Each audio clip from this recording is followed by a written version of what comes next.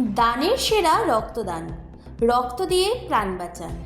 এই বার্তাকে সামনে রেখে বামনগোলা ব্লক প্রশাসনের উদ্যোগে অনুষ্ঠিত হলো স্বেচ্ছায় রক্তদান শিবির। বামনগোলা কমিউনিটি হলে আয়োজিত এই শিবিরে সাধারণ মানুষ থেকে শুরু করে বিভিন্ন দপ্তরের আধিকারিকরা স্বতঃস্ফূর্তভাবে অংশ নেন।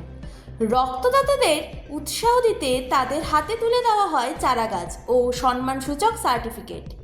মালদা মেডিকেল কলেজ হাসপাতালে রক্তের ঘাটতি মেটাতে এই উদ্যোগ বলে জানান ব্লকের জয়েন্ট বিডিও উত্তম কুমার বিশ্বাস ও জেলা পরিষদের কর্মদক্ষ পূর্ণিমা বাড়ই দাস। এদিন শিবিরে প্রায় 44 জন রক্তদাতা রক্তদান করেন। আজকে বামনগোলা ব্লক প্রশাসনের উদ্যোগে বামনগোলা কমিউনিটি হলে রক্তদান শিবির হচ্ছে। কি উদ্যোগে?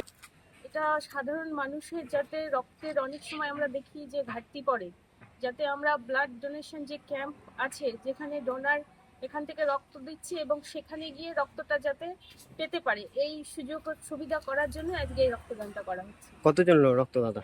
আনুমানিক 120 জন মতন হবে। এখানে কি কি দেওয়া হচ্ছে? তাদের হাতে একটা চারা গাছ তুলে দেওয়া হচ্ছে এবং সার্টিফিকেট আর জল মিষ্টি তাদের দেওয়া হচ্ছে। এই সাধারণ মানুষকে এটাই বার্তাটা দেবো যে মানুষের পাশে সারাক্ষণ যাতে থাকে, এইটুকুই আশা আমরা রাখবো।